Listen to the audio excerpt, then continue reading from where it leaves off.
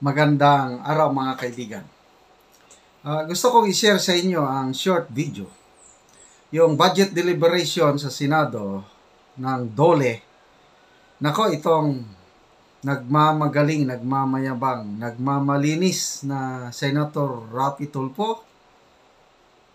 Kawawa ang taga-DOLE. Gusto niyang may makulong na taga-DOLE. Dahil hindi daw nila ginagawa ang trabaho nila. Mabuti na lang at mayroong matapang, magaling, very reasonable na Senator Legarda.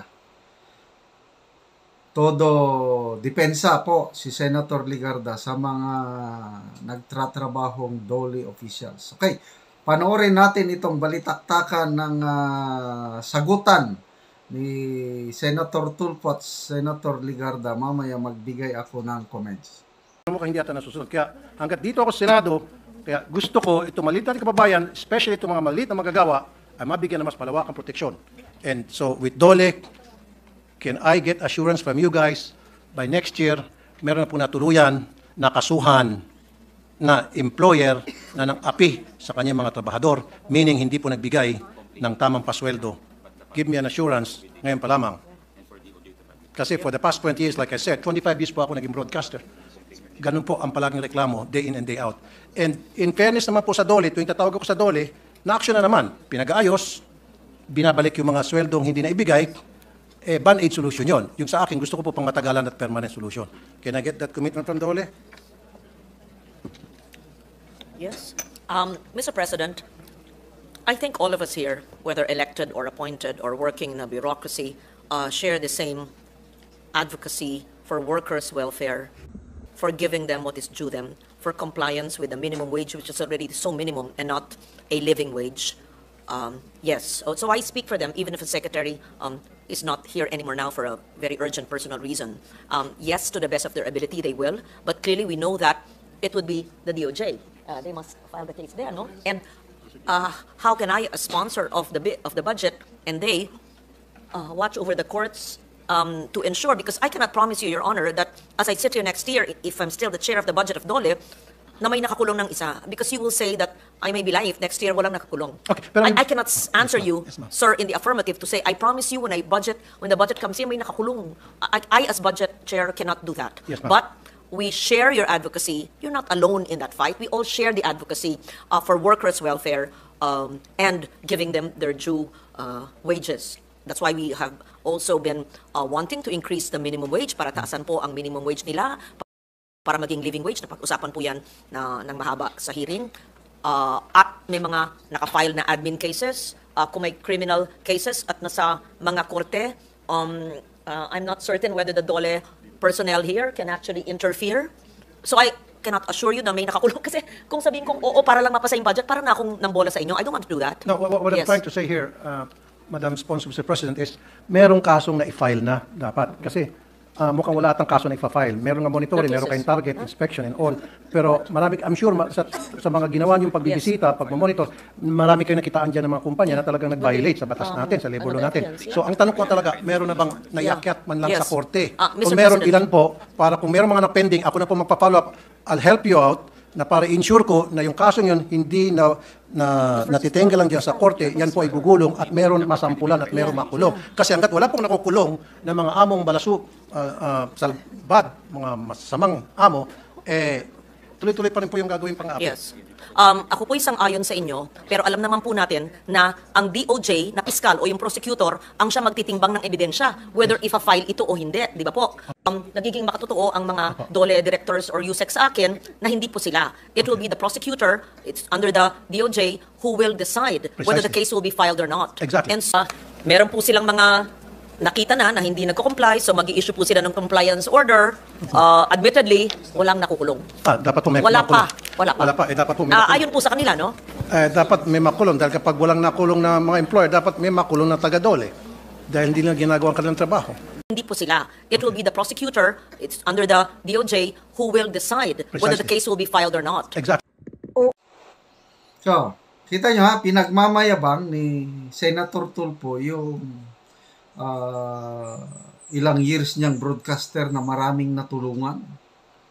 So sinasabi niya na dapat may makulong na taga-Dole, mga abusive employers na hindi binabayaran ang mga sweldo ng kawawang trabante. Okay naman yun. At sa totoo, may mga natulungan naman siya. At sabi pa nga niya, in fairness, ginagawa naman ng Dole yung trabaho nila at nare-resolve yung issue. Sabi niya, in fairness. Kaya lang, sobra na yung kanyang promise me, in 1 year may makulong. Grabe. Ano bang klaseng senador ito na hindi niya alam ang proseso? There's a process, Mr. Senator. Kaya, believe ako, makita nyo yung pananalita ni Senator Legarda. Napipikon na siya eh. Napipikon. It's the prosecutor, it's the DOJ who will evaluate the case, who will pursue the criminal aspect. Hindi maintindihan itong Senator Tulfo ito. Ano ang mandate? Ano ang mandate ng Dole? Ang Dole is yung labor relations. Pag may nagreklamo, ayan, ise-settle. Pag na-settle, okay. Pag hindi naman, edi, yun na. Tulungan ng Dole yung mga abuse o presano para mag-file ng kaso. Hanggang ganun lang.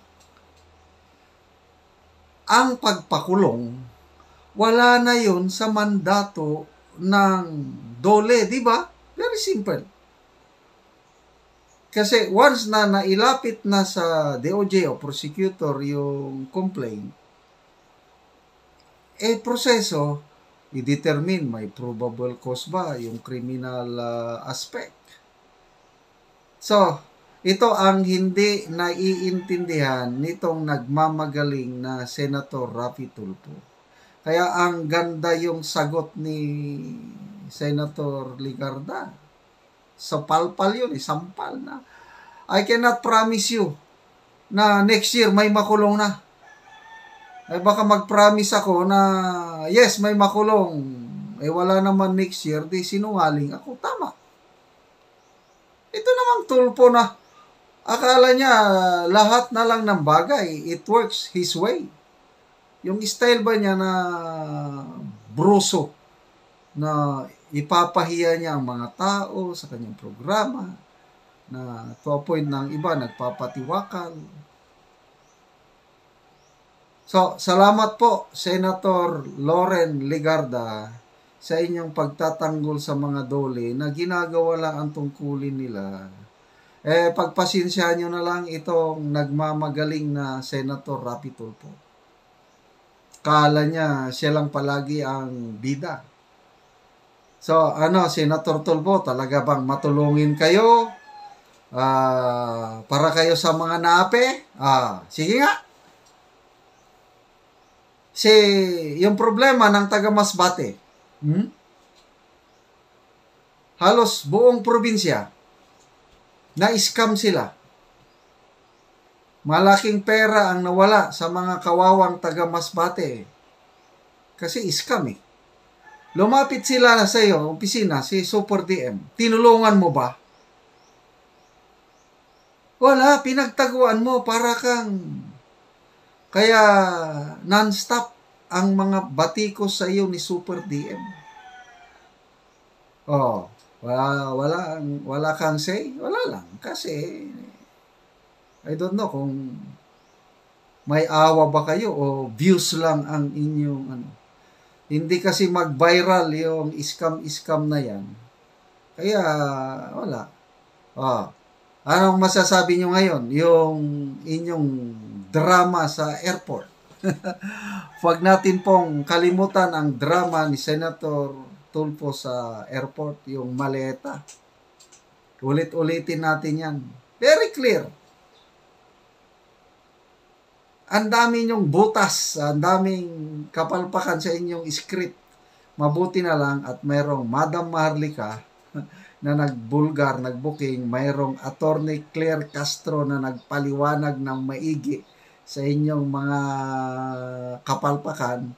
Mabuti na lang at mayroong Attorney Libayan na matapang, naninindigan para i-expose ang inyong mga kalokohan.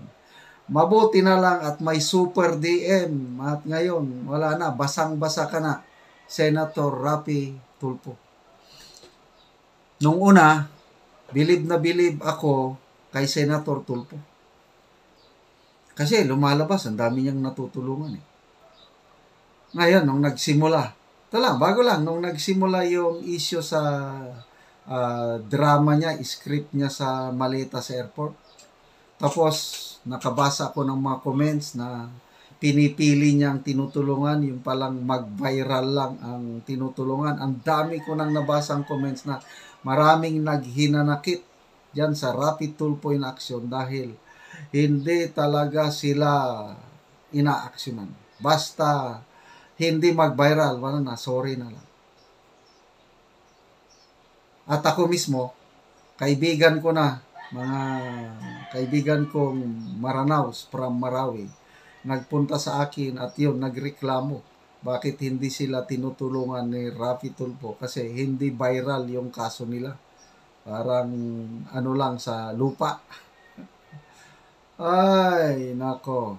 So may hangganan ang lahat, Senator Rapi Tulfo. Akala mo, ikaw na lang palaging sikat? No way. Alam ko, may ambisyon po kayo. Kapartner kayo ni Speaker Romualdez. Sige, tingnan natin. By 2028, kung hanggang saan ang inyong tapang, ang inyong ano. Basta, marami na kami na nagbabantay sa inyo, Senator Rapi Tulfo. Ako, dati mo akong tagahanga, ngayon, hindi ka namin tatantanan.